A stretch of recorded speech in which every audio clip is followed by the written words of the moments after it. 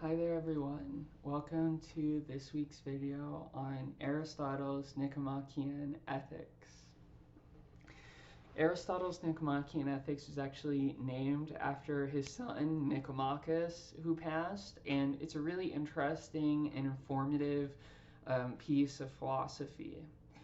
It is regularly regarded as, you could say, the central founding text for a whole orientation in ethical theory known as virtue ethics.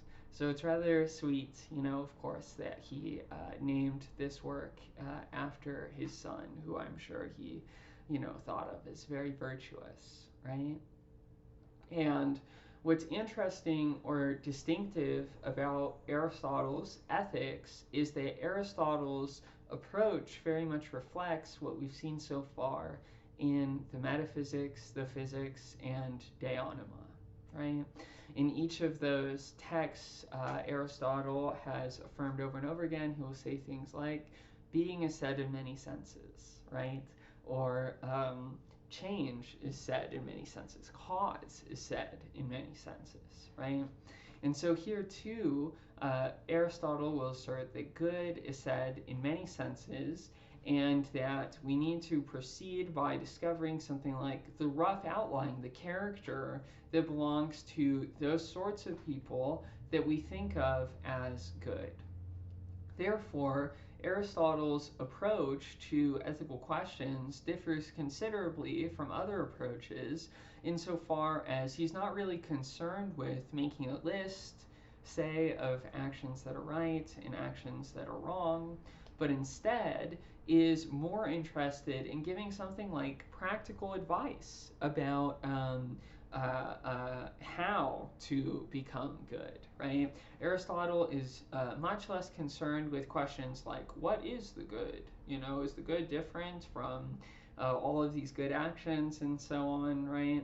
And instead is much more interested in the much more basic question of how do we be good, right? What sort of character do we have to have, do we have to develop in order to genuinely be good, morally good, or as we'll see, happy, right?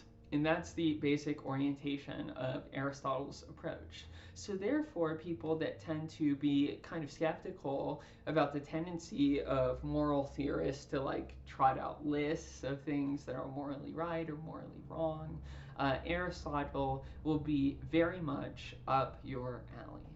I think that the Nicomachean ethics are also really interesting and distinctive in that, like, you know, I guess I would say if I were like going to give my friend advice or something like that, like practical advice, that it would most closely reflect what Aristotle says here in the Nicomachean Ethics, right? Which I think speaks to how practically oriented this approach to philosophy is. So Aristotle begins the Nicomachean Ethics by saying that every science or art aims at some good, right? So if you're like a horse breeder, for example, you aim at breeding horses.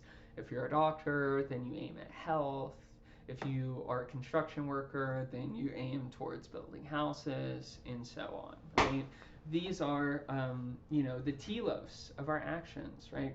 Telos means purpose, and is related to that kind of cause that we discussed last week, namely the teleological cause, right? So in a way, you could say health is the cause of the science, right, of medicine or something like that, right? Medicine exists because we can be healthy or unhealthy, right? It's the goal that medicine aims at. Now, goods may be intrinsically or extrinsically valuable, right? And here we have this distinction already in Book 6 of the Republic, right?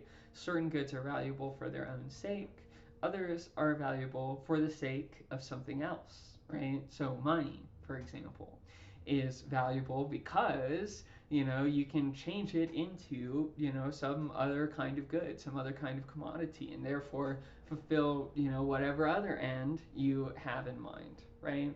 But if it were the apocalypse, for example, if there were no more human society, right, then money would not be valuable because money could not be used to procure these other goods or services. So goods may be intrinsically or extrinsically valuable, but if our lives are not to be absurd, there must be a final aim that all of our actions aim toward, right? So, sometimes people have this attitude of like, I'm trying to illustrate what Aristotle means by absurdity, right? I think about this as people that are very much obsessed with their grade, right? People become obsessed with their grade. Why does their grade matter? Well, because one day it might be relevant for what kind of job they can get. Well, why is the job relevant? Well, the job's relevant because it can determine your salary rate. Okay, why is the salary relevant, right? And then you can be like, well, I can get things. I can, buy a house or buy my favorite food or buy a bunch of wine or whatever else, right? But you can see that unless this terminates in something satisfying, right, then it's like the tail wagging the dog, right? If all you do in your life is pursue money, right, then we would say that that life, according to Aristotle, is absurd. It's not very valuable, right? You don't get any intrinsic satisfaction from that number of your net worth, say it's like a billion, right? You don't get any satisfaction from making that 1 billion 2 billion, or making the 2 billion 4 billion, or making the 4 billion 8 billion, right? And so on, right? For our lives to not be totally spurious and absurd, there has to be some final end that we consider to be intrinsically valuable. So those of you who think that it's valuable, for example, to make a lot of money, if you want to maintain that belief in a way that makes sense, right, then you must maintain that there's some intrinsic good that you eventually acquire through getting a lot of money, right? Maybe security for your family or something like that, right? But you might be like, what is the security for your family for, right? It's not just for itself, it's not for its own security, but it's to be able to enjoy time with your family, right? And so Aristotle names this final end that all of our actions eventually aim toward to be happiness, or the Greek word is eudaimonia, right? Important to clarify that Aristotle here does not mean something like pleasure, right? You might think of happiness like, oh, I get a dirty chai or I drink a shot or something like that, right? And that makes me happy. That's not what Aristotle has in mind, right? Happiness or eudaimonia is not pleasure, right? Because pleasure would be, something kind of absurd if you valued for its own sake, right? Or at least Aristotle maintains. But there's something like a good life, a flourishing life, which is what we mean when we say the word eudaimonia. And so Aristotle's conception of eudaimonia is intentionally very open-ended. It's going to turn out that he thinks pursuing a certain kind of life leads you to the greatest happiness. And of course, that life that he says that you should pursue is the philosophical life. Haha, who could have guessed, right? But he is mostly concerned with providing, as we said, a rough outline of happiness, of how to achieve the sort of life that you could think of as flourishing or satisfying. So now let's continue to the second row. Clarity is always relative to the subject of inquiry. This is something Aristotle says in the Nicomachean Ethics, right? So we shouldn't expect mathematical precision in domains that are simply not as precise as mathematics, right? In mathematics, you can give an exact answer, right? You can explain why 2 plus 2 is 4 and not 3.9 and not 4.1, right? And a lot of times people value this level of exactness to the level that they begrudge any sort of inquiry or any kind of discipline that doesn't reach this kind of mathematical exactness, right? But Aristotle thinks, well, the reason why mathematics can reach this level of exactness is because it's abstracting from certain salient qualities of the thing in question, right? When I say 2 plus 2 equals 4, right, I don't have in mind any matter that this quantitative form corresponds to, right? And so kinds of inquiry where we're concerned with the matter, for example, are going to be ones where we can't give this exact mathematically precise sense, right? And as we mentioned, the good is said in many ways, right? We call lots of things good. I mean, just think about your life, right? You probably have all sorts of role models in your life. You might look up to your friend Josh because he's really charismatic and funny, right?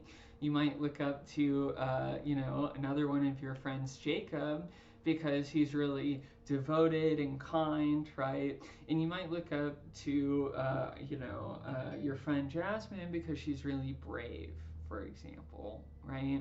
And so the good, right? All of these qualities are good. Kindness is good, courage is good, and so on, right? All of these things that we say are the virtues, right, are something like the good making features of their lives. And so the good is said in many ways because we tend to admire not just like only brave people, for example, or only kind people, for example, but we tend to admire people that are kind and admire people that are brave. And so ethics therefore describes the rough outline for how we can adopt what Aristotle calls a second nature, right? It's a rough outline because being a good person, for example, is a relatively open-ended affair. There's lots of ways to be a good person, right? You can be a good person and display virtues in a whole lot of different ways. So it's not like there is one and only one way that you should act or that you should be virtuous or a kind of character that you should be. In the second part, this is advice for how we can adopt a second nature, right? We're interested in morality and in ethics because we're interested in figuring out how it is that we should be.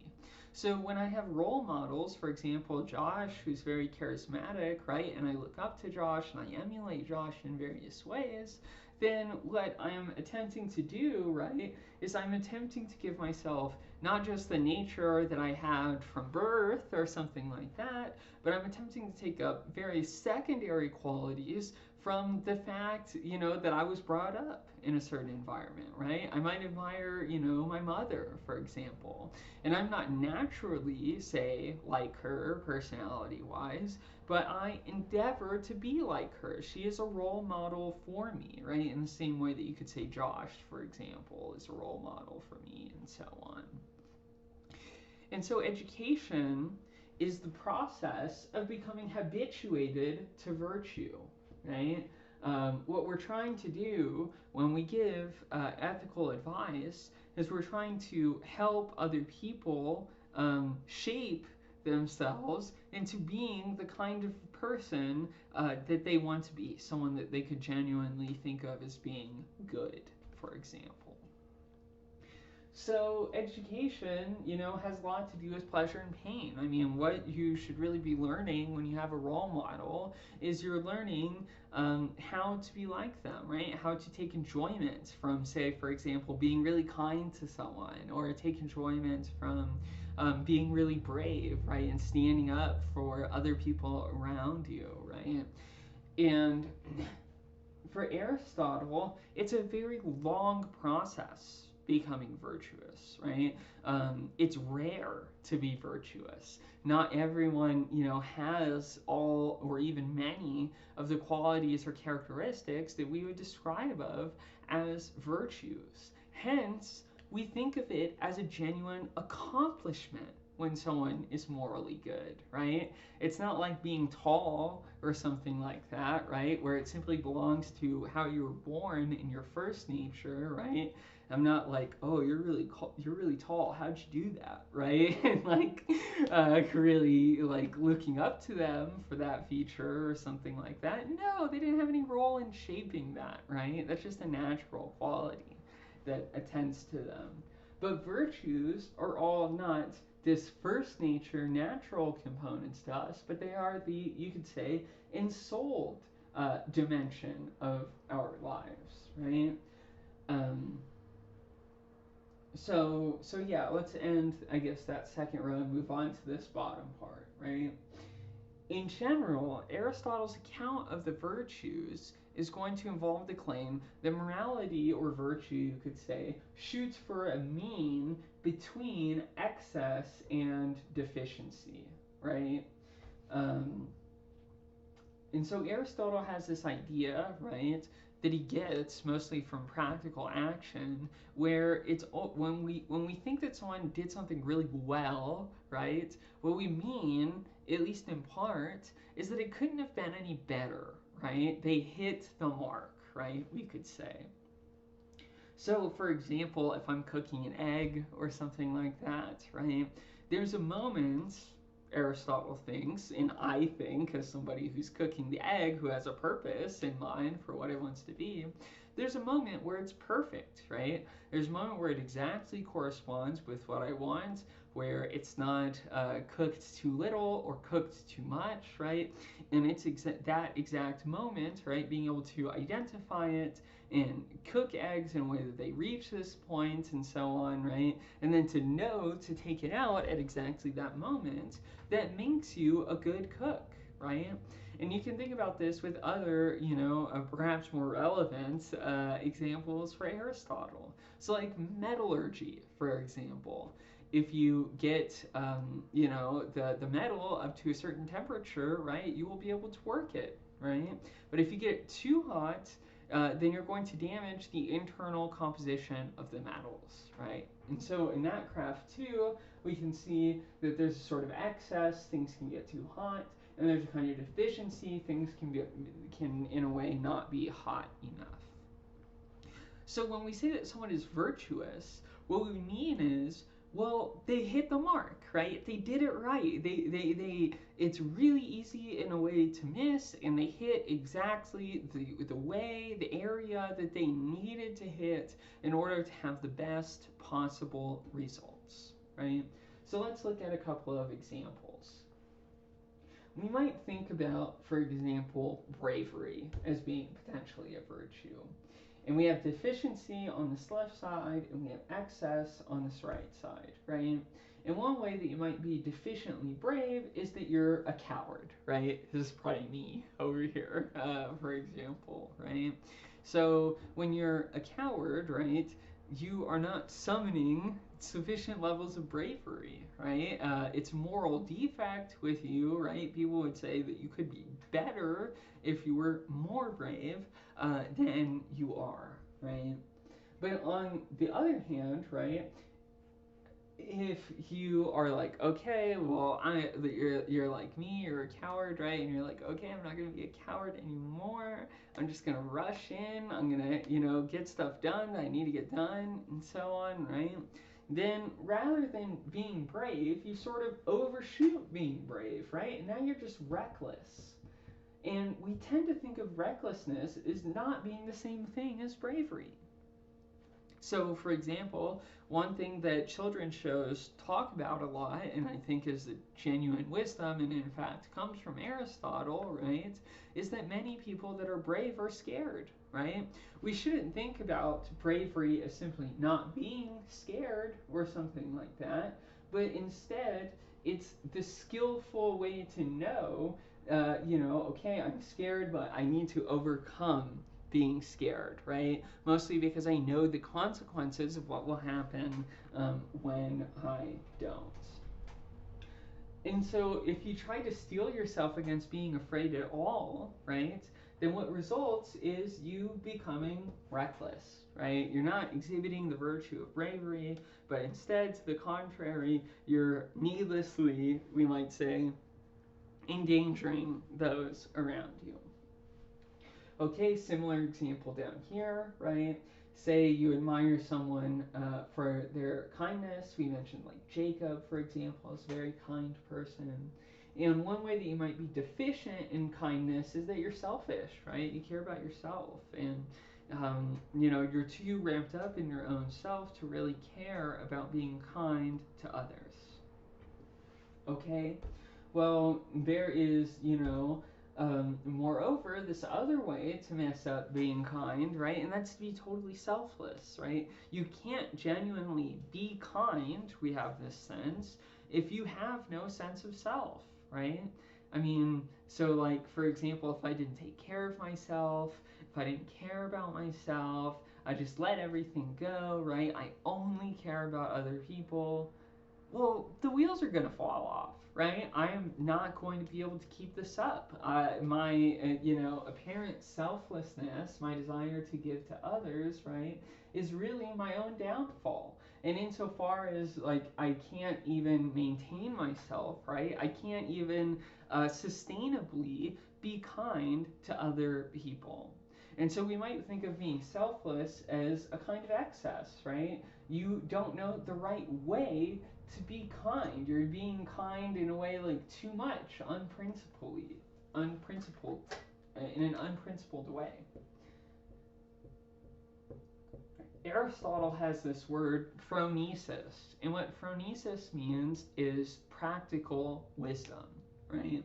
And so Aristotle uses this word phronesis to describe the way that we might think of like especially skilled people. So like we talked, I think, about Jasmine as being brave, right? Jasmine in this case would be practically wise because she would know the difference, say, between being brave and being a coward, or between being brave and being restless, right? And it's this practical wisdom that Aristotle says that you acquire through experience, right? Much in the way that, like, me learning how to cook that egg, well, I just have to do it, right? I have to try it a bunch of times. I have to be like, darn, this one's not really fully cooked like the way I want. It's not crispy enough, right? I have to try it and feel the pain of like, oh no, this egg is, the yolk is fully cooked, right? It's not all juicy, yummy, nicey, gooey, how I like, right? And it's through this experience of constantly missing the mean, right? Experiencing the pain and dissatisfaction from not hitting the mean, right? Putting effort into learning that you become practically wise through experience, right? Aristotle will say things like, young people, for example, can never know anything about ethics, right? Why? Because they don't have the required experience to ever be practically wise. Hence, Aristotle would describe the folly of youth as trying to give like these really one-sided descriptions of the virtues, say of bravery or of kindness, right? Where they naturally become reckless because they seek virtue in excess, right? Or they haven't sufficiently felt the pain of deficiency, such that they become cowards and so on, right? And so phronesis, practical wisdom, is always a matter of experience. It's a kind of practical knowledge that you can't put into rules, right? That, just amounts to your knowledge of how to do things right. It's important to know that there are certain features of Aristotle's doctrine of the mean, right? One reaction that you might have to Aristotle's ethics, certainly one that I had when I was first introduced to it, is like, well, this is not very helpful at all, right? It just kind of seems like you developed some sort of weird formal thing where you're like, okay, for any virtue you can say there's an excess and a deficiency, but you're not telling me like how to be brave or how to be kind or something like that, right? And importantly, Aristotle asserts that the reason why he doesn't do that is because it's not the same for everyone, right? So, like me, for example, I have no martial prowess, you could say, right? I have no military experience, right? So, for me, being brave might be like hanging out over here, right? Whereas for, someone that has seen combat or somebody that is like especially brave, right?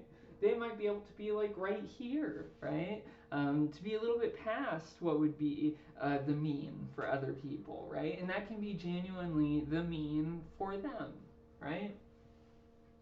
The mean also describes perfection, right? And so this would be like perfect for me. This would be perfect for you, and so on, right?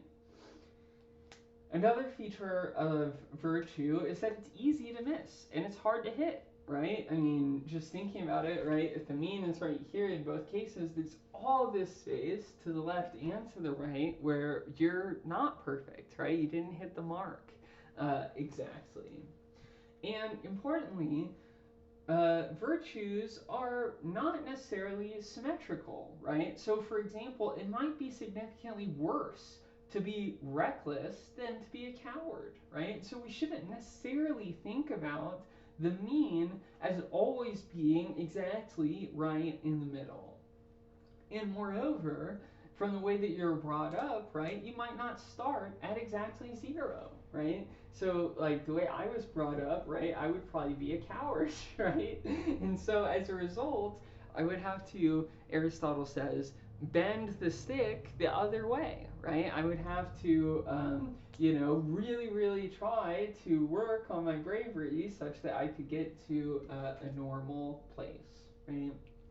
And importantly, Aristotle does not think that there are virtuous ways to do everything, right? The example that he gives is like being a philanderer, right? Being somebody that sleeps with other people's wives, right? There's not like a good way to do that. There's not like a virtuous way to do that, right? Many people deceive themselves into thinking that there are, right? But there's also importantly not like a virtuous way to murder someone, right? And so consequently, right, this is meant to be a rough outline. It's meant to help us, right? But it's important that we not take this formal model all that too seriously and instead recognize, okay, these are all particular cases. The virtues are all different. There are different consequences, for example, for being reckless and being selfless, right? One might be better than another. And so this doctrine of the mean is meant to assist us in locating what is the good way to approach any given virtue or subject of inquiry. Okay, with that, there's a lot more to be said about Aristotle's account. He has a lot more like really, really great examples, really great reflections that unfortunately we don't have the time in this class to cover in much detail. But if you're interested, I highly recommend taking ethical theory, because in ethical theory you will likely read the Nicomachean Ethics in full versus just reading a small part as we've done together. I'm really interested in hearing what you all think about Aristotle's ethics, and I look forward to hearing from you in your discussion posts. Bye-bye.